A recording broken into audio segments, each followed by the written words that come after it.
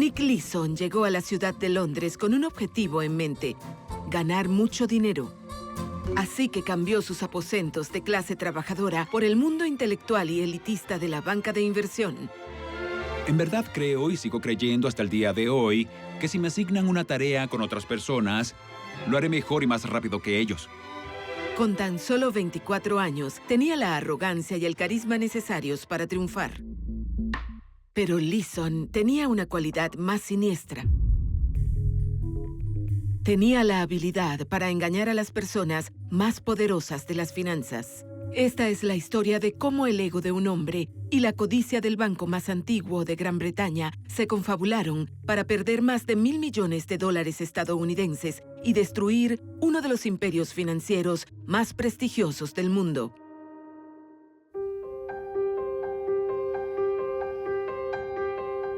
Nick Leeson era un niño modesto que vivía con su madre en los suburbios de Londres. Mi madre siempre me infundió la ambición de triunfar desde muy pequeño en la escuela, en la secundaria y en la vida en general. Creo que su objetivo era que yo tuviera una vida mejor que la de ella. La educación que recibí era muy modesta y el dinero siempre escaseaba. Pero Leeson era un hombre destinado a alcanzar el éxito, y en abril de 1992 consiguió el trabajo de sus sueños en Singapur. Operaría para el banco Barings en la Bolsa Monetaria Internacional de Singapur, la CIMEX, que le dio el glamour y la atención que ansiaba. La sala de operaciones era muy emocionante.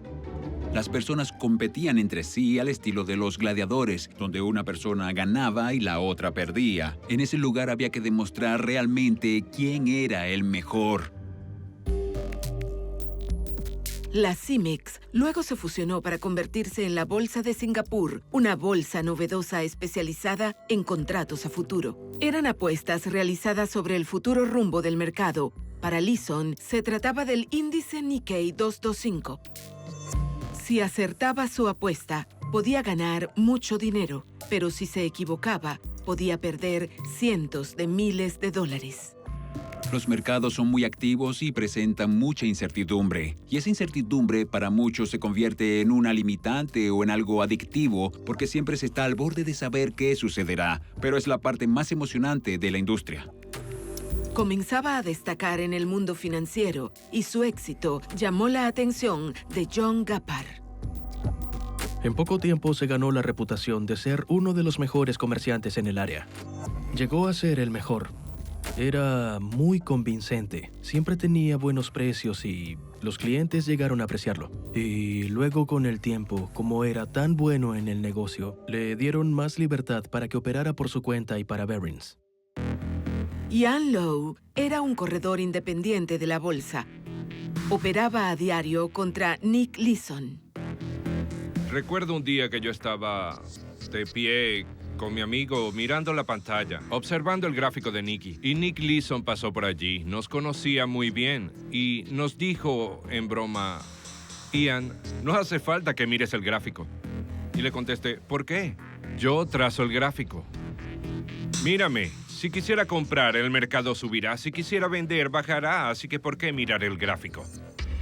Tener éxito en cualquier negocio es una sensación verdaderamente maravillosa.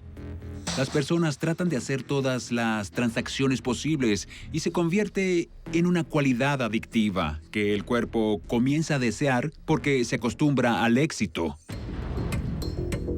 Leeson trabajaba para Baring Securities, una sucursal diferente de los Baring Brothers, que se especializaba en mercados nuevos de vanguardia. Se fundó en 1985 y comenzaron como un grupo de 6 corredores, pero 7 años después contaban con más de la mitad de los beneficios del banco. Los banqueros habituales de los Baring Brothers estaban un poco sorprendidos por su forma de hacer negocios. Baring Securities era un grupo de personas que consideraba a los banqueros de los Baring Brothers como personas rígidas, de clase dirigente y conservadora.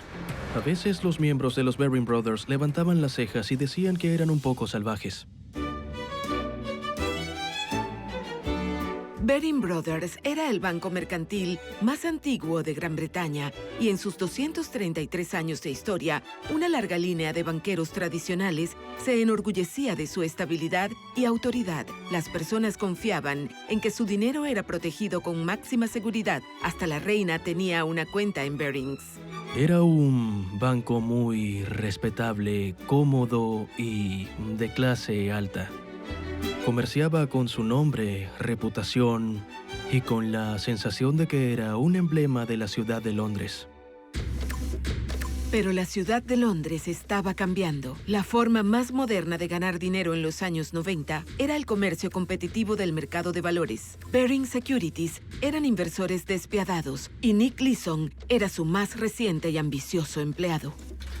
La filosofía de la compañía era de hundirse o nadar, lo cual era perfecto para mí porque era el tipo de oportunidad que quería. No tenía apoyo, ni orientación, ni tutoría de ningún tipo sobre lo que estaba sucediendo. Se trataba más bien de una capacitación en el puesto de trabajo. El entorno que se creó era muy bueno para mí, para alguien que era muy competitivo y quería llegar a la cima.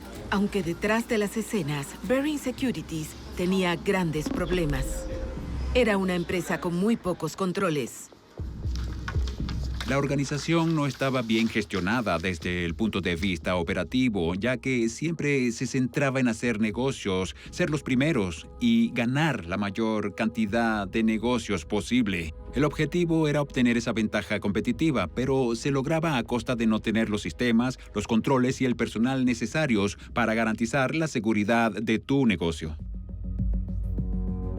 Nick Leeson ocupó el puesto de director general y el de jefe de liquidaciones en Barings Securities, funciones que debían desempeñar dos personas diferentes.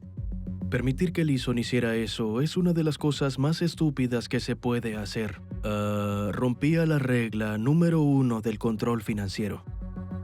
Significaba que, al final de cada día, Leeson podía valorar sus propias posiciones y controlar las cuentas bancarias. Nadie controlaba lo que hacía, lo que significaba que tenía mucha libertad. Barings sabía que la situación era precaria. En 1993, un memorando interno enviado a los directivos advertía: corremos el riesgo de establecer un sistema que podría resultar desastroso. Y Nick Leeson estaba preparado para aprovecharlo. En 1992, los mercados mundiales fluctuaron con violencia y el joven e inexperto equipo de Leeson comenzó a cometer una serie de errores críticos. El negocio colapsó en Singapur.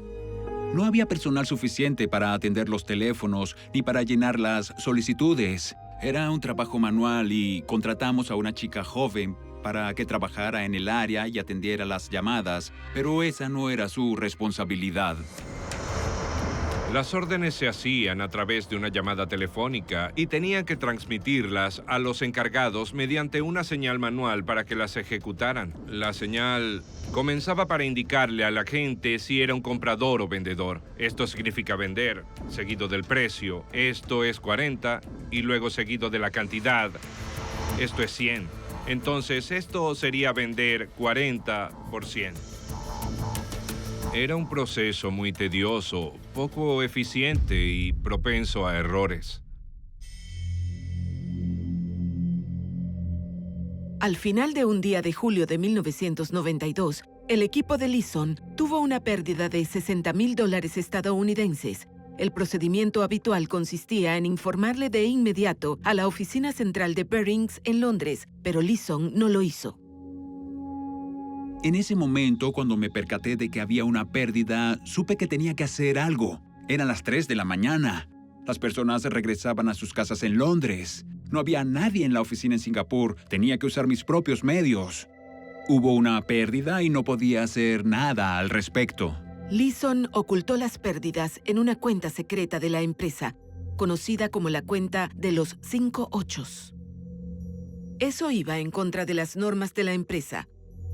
Ahora era un comerciante deshonesto. Lo he visto antes. No se trataba de calcular o de tener claro lo que hacía. Era algo que se veía a diario en Bearings. ¿Cuántas veces a las personas les depositaron dinero en una cuenta por error? ¿Lo mantenían toda la noche o toda la semana y luego lo cancelaban? Muchas veces. Hacer eso debió significar un gran paso para mí, pero no lo fue porque vi que todo el mundo lo hacía durante el tiempo que trabajé en la organización. Aunque Leeson afirmaba que solo protegía a uno de sus empleados subordinados. Me preocupaba la chica que trabajaba en el área comercial de la bolsa. No quería que perdiera su trabajo. Diablos, eso es todo lo que puedo decir. No creo que eso sea la verdad. Desde luego no creo que sea nada parecido a toda la verdad. Peter Norris, ubicado en Londres, era el supervisor de Leeson. Sé que eso fue lo que siempre dijo, pero lo que ocurrió desde el principio fue que generó una situación en la que se podían ocultar las transacciones. Y ahora dice que se trataba de encubrir los errores que cometieron los subalternos. ¡Bah! No estoy muy seguro, a decir verdad. Lo que ocurría era que Leeson quería aparentar ser un comerciante estrella, y la forma de hacerlo era ganando mucho dinero. Y la manera más fácil de ganar dinero era inventarlo. El comerciante estrella de Bearings escondía un secreto oscuro que nadie más podía conocer. Un secreto que llevaría a Leeson al borde de la destrucción. Puede que sea una especie de vanagloria que le dio un gran impulso para ser el hombre más importante del área comercial. Secretos corporativos. Secretos corporativos.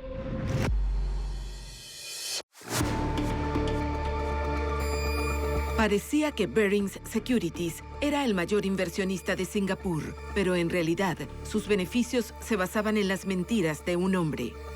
Nick Leeson ocultaba pérdidas multimillonarias en su cuenta secreta de los 5 ochos. Luego intentaría recuperar el dinero en la bolsa. Pero eso no funcionó. En los 2 meses siguientes, el mercado iba a diario en contra de Leeson y sus pérdidas crecieron de forma salvaje. Ahora Leeson tenía un problema aún mayor. Se había quedado sin efectivo para financiar sus operaciones. La primera vez que tuve que pedir financiamiento a Londres fue a finales de septiembre de 1992. Teníamos $5 millones de pérdidas y no podía ocultarlo. Así que tomé el teléfono y pedí a Londres $5 millones. ¿Qué explicación les di? Les dije que era por la volatilidad del mercado y que la bolsa buscaba un margen adicional. Se propuso engañar a todos y no lo descubrieron por varias razones. Era obvio que era muy hábil para seguir su plan en pie con sus colegas, para falsificar los registros que tenía que presentar a diario. Era astuto. Escenificación.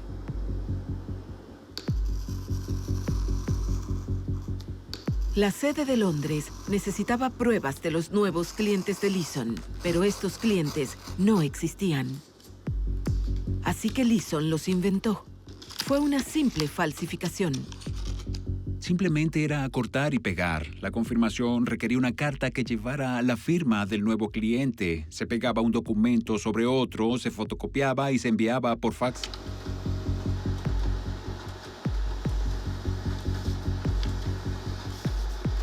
Bajo sus instrucciones, el equipo de Leeson comenzó una rutina diaria de engaños. Y en enero de 1993, los directivos de Bearings le enviaron más de $60 millones.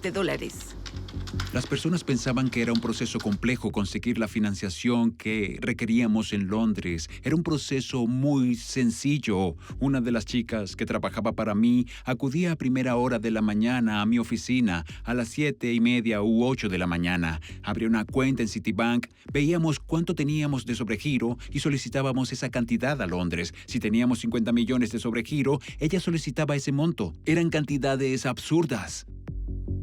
Ninguna de ellas llamaba la atención para una investigación.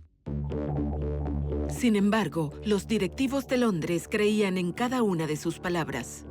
Sí, así fue. Reportaban esas cifras a diario. Las personas que estaban directamente involucradas en el caso de Singapur, ellas confiaban en Nick y por eso le daban mucha libertad para hacer su trabajo. Sí, había mucha codicia, autoengaño, ilusiones, ignorancia, inclusive hasta inocencia sobre lo que ocurría. Parecía difícil de creer que nadie se percatara de que se trataba de un fraude. Y aún así, no se percataron, y creo que no querían hacerlo. Nadie sabía que era un fraude, no querían aceptarlo. Ellos querían creer que era verdad. Leeson estaba atrapado en una rutina diaria de engaños y mentiras. La cuenta de los 5 ochos se convirtió en un monstruo. En enero de 1993, ocultaba pérdidas de más de $35 millones. Todos los días me levantaba y me sentaba a esperar que tocaran a la puerta en mi oficina o que alguien me hiciera una pregunta difícil. Esperaba que alguien revisara las cuentas, me interrogara y revisara que el balance presentaba incongruencias. Estoy seguro de que era consciente de lo que hacía. Tenía que ingeniárselas todos los días para que su plan funcionara. Cada día debió ser terrible para él porque al día siguiente tenía que terminar la jornada de trabajo y debía conciliar todo lo que ocultaba. El estrés debió ser enorme. En los bancos inversionistas, las personas tienen pérdidas, creen que pueden recuperarse. Suelen intentarlo durante unas semanas y después salen de ellas o se rinden ante sus jefes y les dicen, me equivoqué. El hecho más interesante de Leeson es que a pesar de la intensa presión psicológica a la cual estaba sometido, siguió adelante y no se detuvo. Y eso fue lo más desconcertante en los negocios de los estafadores. Alan Bloom es experto en analizar cuentas empresariales y en determinar sus fallas. El motivo por el cual los bancos insisten en que sus empleados, en especial los agentes de la bolsa, tomen vacaciones de vez en cuando, es porque los defraudadores jamás pueden irse de vacaciones porque si lo hacen, caen. Los contratos de los bancos establecen que se deben tomar 2 semanas de vacaciones consecutivas. Esas son algunas de las medidas más comunes. Todo el mundo las conocía en 1995 y algunas de esas medidas surgieron después de la crisis ocurrida en Barings. Por desgracia, todo el mundo aprendió muchas lecciones gracias a Barings. Leeson nunca tomó vacaciones mientras trabajaba en Singapur y su fraude no había terminado. En abril de 1993 duplicó las apuestas, compró cientos de contratos más sin que el banco lo supiera. Si el mercado se movía a su favor, podía ganar millones. Era una gran apuesta. Mi objetivo era sobrevivir un día más, tratar de regresar a una situación en la que no hubiese pérdidas y comenzar de nuevo. Es muy extraño y es difícil de explicar, pero poco a poco, con el paso del tiempo, cuando las personas no se acercaban a la oficina y no hacían preguntas difíciles, comencé a sentirme más tranquilo. El hecho de perder dinero no me hacía sentir cómodo, pero sí el hecho de tener más tiempo para enmendarlo. Y luego sientes esa sensación extraña de confianza en que serás capaz de resolverlo. La doctora Elizabeth Nair es especialista en psicología empresarial. La avaricia disposicional consiste en que la persona es motivada por impulsos. Déjame hacer esto, puedo hacerlo. Soy el mejor, he sido el mejor y puedo volver a hacerlo. Déjame hacer esto otra vez. Es como si la persona fuera incapaz de tener la cabeza despejada y de entender que puede cometer errores. Pero de repente, la suerte de Leeson cambió. Su apuesta le salió bien y recuperó más de $20 millones. El resultado fue una ganancia de $250,000 frente a una pérdida de $20 millones. Me fui a casa ese fin de semana creyendo que era así. Escenificación. Nadie había descubierto nada de lo que había sucedido hasta ahora, y no era necesario que lo hicieran. Dije, vamos a casa este fin de semana para celebrar, y eso fue lo que hicimos. El lunes por la mañana surgió otro error, y todo ese lamentable episodio se repitió de nuevo. Pero, ¿qué tan loco estaba? Podía detenerlos y cerrar capítulo. No tenía que hacerlo de nuevo. Nada pudo hacerlo. Extraordinario. En ese momento tenía una mentalidad diferente. Lo hice una vez y lo superé una vez. Y sí, lo primero que debía hacer era volver a notificar a Londres lo que ocurría. Acababa de salir de una pérdida de 20 millones. Eso me daba la extraña confianza de que estaba ante una pérdida mucho menor y que debía ser capaz de solucionarla con rapidez al día siguiente. Pero no fue así. El mayor temor sería salir perdiendo y no ser el mejor y parecer un fracasado. El problema no es que crean o piensen que no se han equivocado, sino que no reconozcan que se han equivocado y que traten de ocultarlo incluso a sí mismos. Pudo haber sido algo vanidoso, pero le dio el impulso de ser el hombre más importante en su área. No puedo pensar en ninguna otra motivación. Creo que él quería y le gustaba ser visto como un comerciante estrella.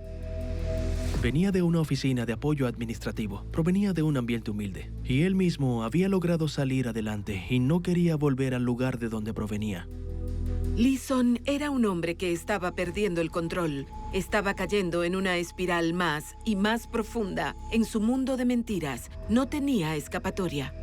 A partir de mayo de 1993, las operaciones de la bolsa en Singapur aumentaron. Las operaciones eran cada vez más grandes. El mercado se movía de forma drástica y bajaba de 40,000 a 18,000. Así que cualquier posición que se mantuviera se aceleraba con rapidez en términos de pérdidas realizadas. Mantenía operaciones cada vez más grandes y la locura era cada vez mayor. Nada podía detener este tren. Se estaba saliendo de las vías.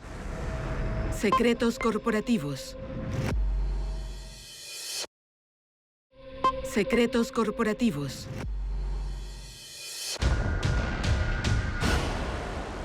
Septiembre de 1994.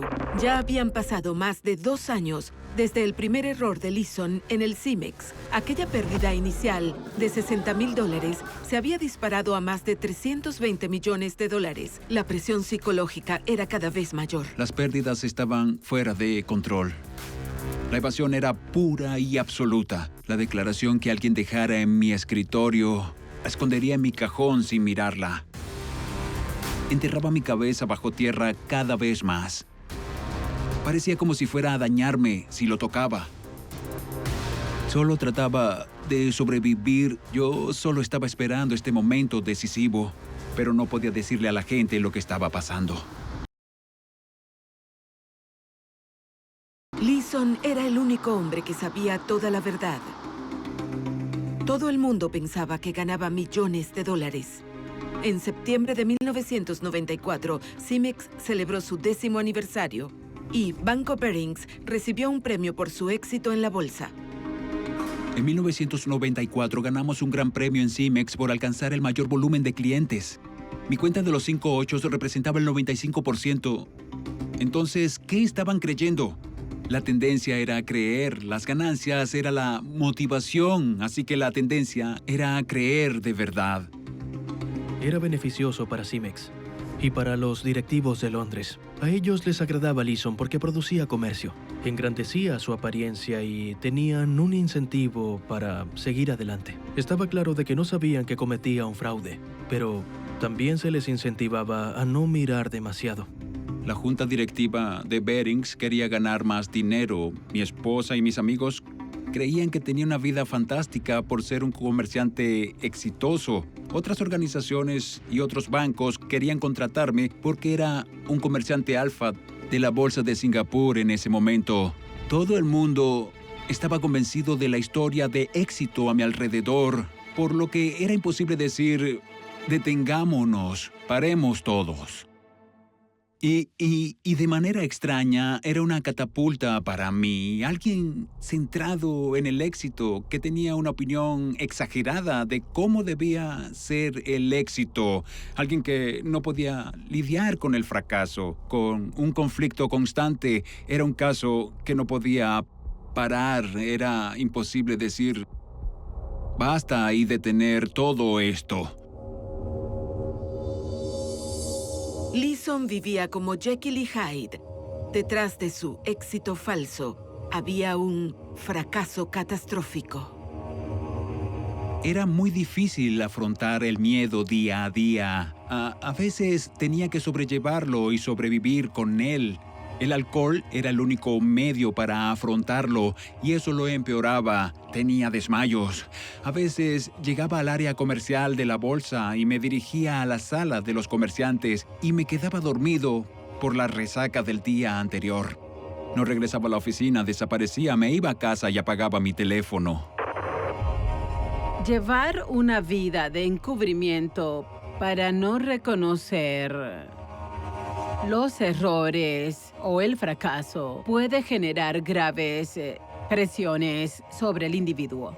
La falta de autocontrol y los excesos provocan una toma de decisiones inadecuadas y, por consiguiente, un ciclo de actuación ineficiente.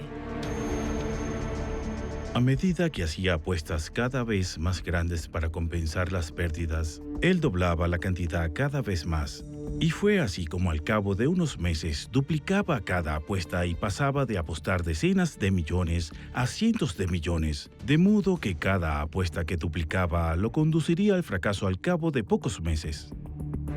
Los hombres que trabajaban detrás de estas ventanas de cristal estaban arrojando su dinero en un agujero negro y tan solo en los 2 primeros meses de 1995, el banco Barings envió más de $800 millones estadounidenses a Nick Leeson, el doble del capital de todo el grupo Barings. Ellos pensaban que Leeson estaba cubriendo sus apuestas y que cada operación era respaldada por el dinero en efectivo de los clientes existentes, haciéndolas parecer inversiones seguras.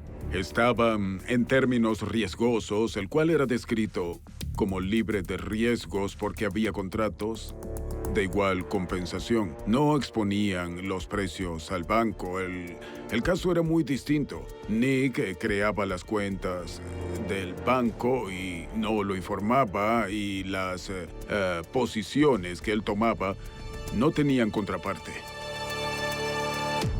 Una de las lecciones más importantes de Barings fue cuestionar no solo de dónde se pierde el dinero, sino de dónde se gana. Tenían que cuestionar de dónde venían esos beneficios. Era imposible ganar la cantidad de dinero que ellos pensaban que estaban ganando, debido a los márgenes tan estrechos de las transacciones que se estaban realizando.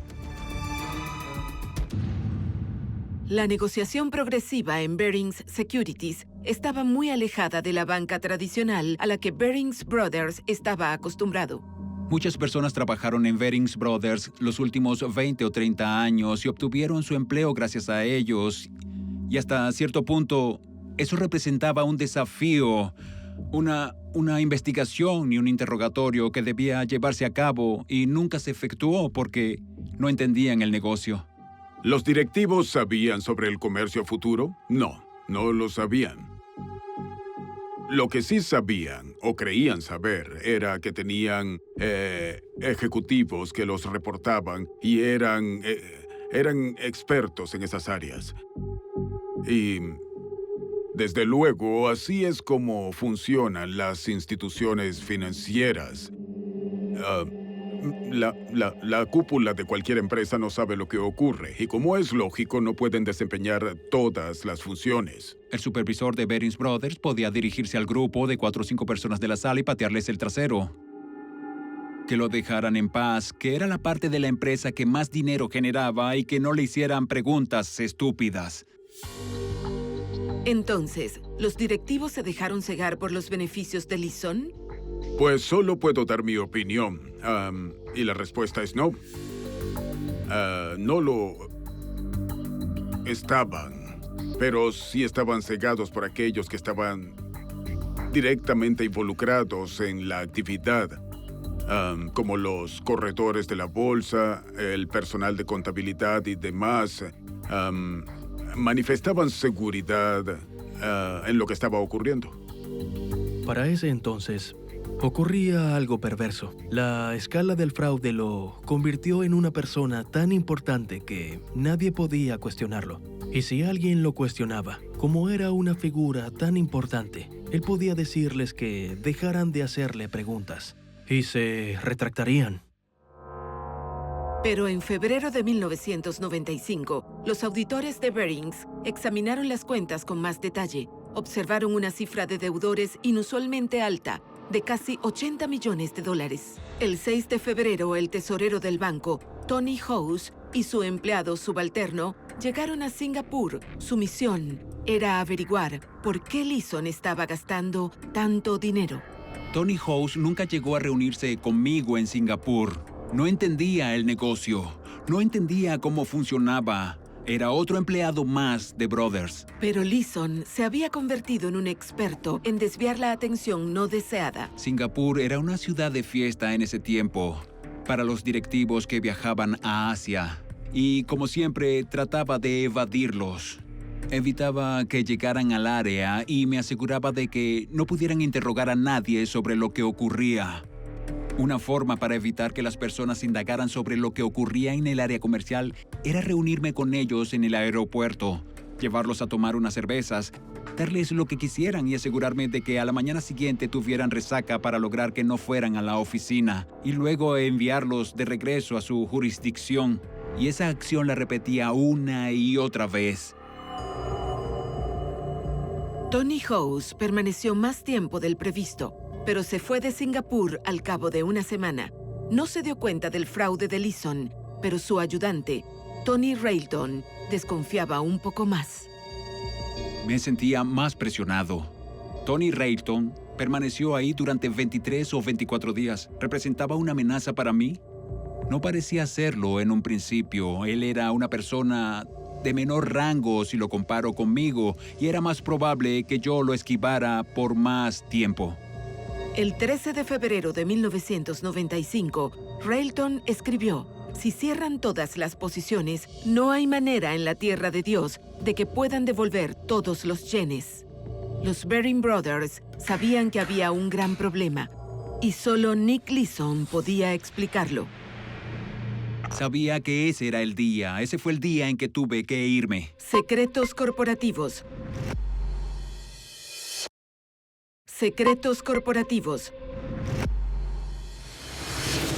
Por fin, después de más de 2 años y medio, los directivos de Barings sospecharon de las grandes cantidades que Nick Leeson comerciaba, y a Leeson se le agotaban las excusas. Sentía que los buitres estaban revoloteando y se acercaban. Me estaba quedando sin energía y estaban a punto de abalanzarse sobre mí y asesinarme. En mi mente estaba sobreviviendo día a día, hora por hora, ese momento, porque había alguien sentado conmigo en la oficina examinando todos los informes. Esa mañana, los rumores sobre los problemas de Barings se filtraron en el área comercial de Cemex. Como siempre, todos tenían la mirada fija en Leeson, pero esta vez por una razón muy diferente. El día jueves se rumoreaba en el área comercial que Barings estaba a punto de quebrar. Y como Barings tenía una posición tan importante, si quebraba, el mercado se desplomaría. Estaba negociando desde el foso y la posición de Barings estaba cerca del foso. Y él estaba muy nervioso. No dejaba de mirar la pantalla. Y luego comenzó a romper la tarjeta de comercio en trozos pequeños. Se los metió en la boca y comenzó a masticarlos. Tony Railton seguía indagando en el caso de Leeson. Por fin lo localizó y acordó una reunión con él a las 4 de la tarde de ese día.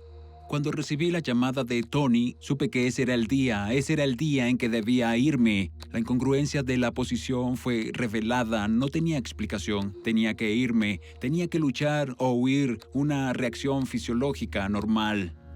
¿Lucharás contra esto y te quedarás o solo correrás? Yo elegí correr. Y de repente, los directivos de Barings se percataron de la magnitud de la situación.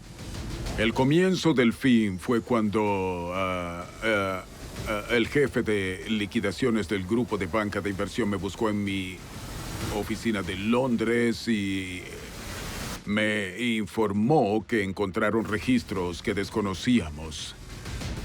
Cartas que fueron cortadas para que él pudiera crear documentos falsos y enviarlos a los auditores y a cualquiera. Diablos, tuve que activar el botón de pánico. Alan Bloom y su equipo de auditores se apresuraron para tratar de salvar el banco. Descubrieron la horrible realidad que escondía la cuenta secreta de los 5 ochos de Leeson. La pérdida final fue de 800 millones. En ese momento era evidente para la junta directiva de Barings que era imposible financiar esas pérdidas con los recursos disponibles en Barings. Y el problema era que si podían encontrar a alguien que invirtiera en algo que estaba fuera de control, como si fuera una especie de pozo sin fondo, con pérdidas que eran imposibles de identificar. Las noticias sobre el colapso dan la vuelta al mundo, pero el hombre en el centro del escándalo, Nick Leeson, se desvaneció en el aire. El periodista Conran Rush estaba encargado del caso. Un amigo mío, que era corredor de bolsa, me llamó y me dijo: «Oye, ocurrió un desastre. Un banco perdió más de $1,000 millones. Fui el primero en ir a Barings. Las puertas estaban cerradas y no pudimos entrar». Aún nos sorprende hasta hoy que un banco con esa trayectoria histórica y de ese tamaño se fuera a la quiebra y solo por una operación que ocurriría en Singapur y no en otro lugar del mundo, sino en Singapur. Pero la pregunta del $1 millón seguía sin respuesta. ¿Dónde estaba Nick Leeson? Regresé al apartamento y le dije a mi esposa que tenía que hacer la maleta y debíamos irnos. Ella estaba confundida, pero no le di muchos detalles. Condujimos hasta el aeropuerto y tomamos el primer vuelo. Y comenzó la cacería internacional de Leeson, y Conran Rush consiguió la primicia mundial de su ubicación.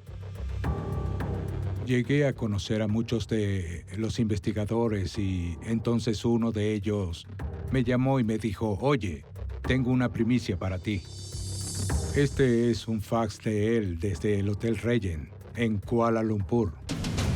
Estaba inventando excusas por lo que hizo y sonaba como si fuera a suicidarse y como si quisiera rendirse y huir. Business Times, Leeson al borde del colapso antes de huir.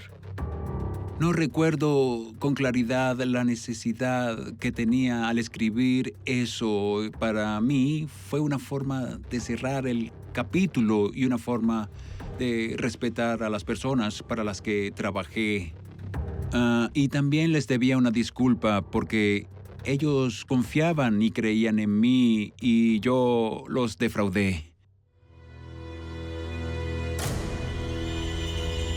Business Times, Barings se hunde ante la pérdida de $1,000 millones. The Straits Times, Barings se enfrenta a la quiebra. En ese momento sentí una especie de escalofrío, la sensación de estar en un momento de la historia.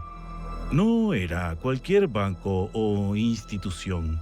Era una de las instituciones financieras más famosas de Reino Unido y del mundo.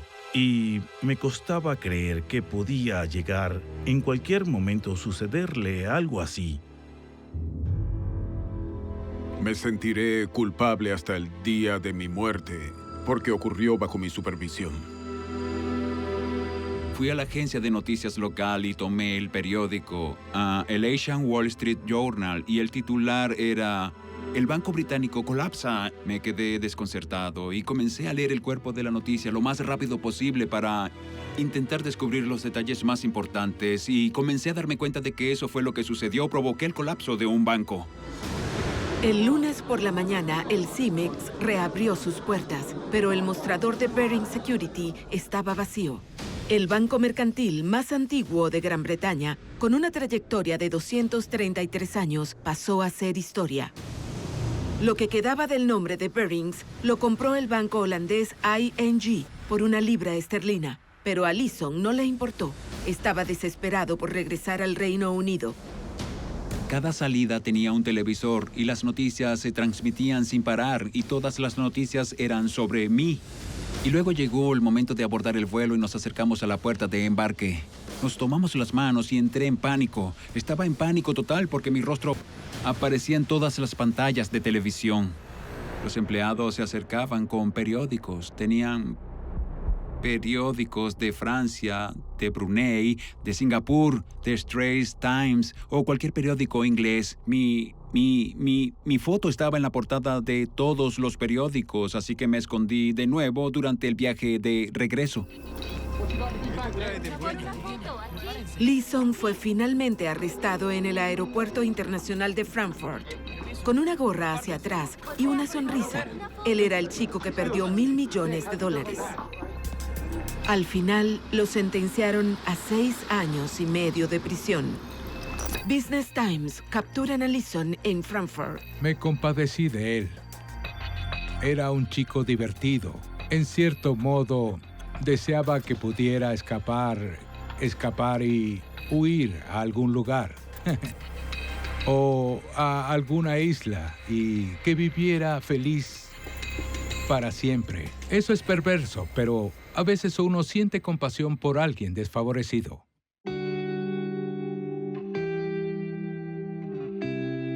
Pero el encanto y la simpatía por el comerciante deshonesto aún persisten. ¿Pero qué tiene la industria financiera que genera este tipo de comportamiento? Es lo que yo consideraría un extraño problema de la industria financiera. Los inversores están sometidos a una enorme presión. Se les dan libros de operaciones, se les asigna una enorme responsabilidad. Los incentivaban con elevadas bonificaciones para que asumieran riesgos. Y no solo a través de la psicología del comerciante, sino a través de la estructura de bonificaciones. Lo que la gerencia esperaba de ellos era muy arriesgado y podía salir muy mal.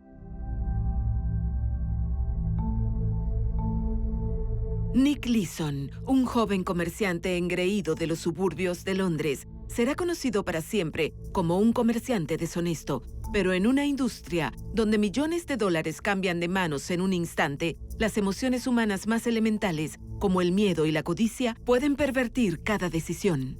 Si me preguntan una palabra para describir mi fraude, la única que se me ocurre es crudo. Y es el ejemplo más obvio de lo crudo que fue. Cada transacción a la cuenta de los 5 ochos que regresaba a Londres y alguien que no estaba bajo mi supervisión borraba esas operaciones cada día durante un período de 3 años o más. Pero todos lo ignoraban, porque estaba en un negocio basado en el beneficio y había una tendencia a creer. Las atribuciones fundamentales seguían en pie. Y la banca, al igual que otras industrias, tienen la creencia de que puede suceder, pero que no les sucederá a ellos, así que para ellos todo está bien.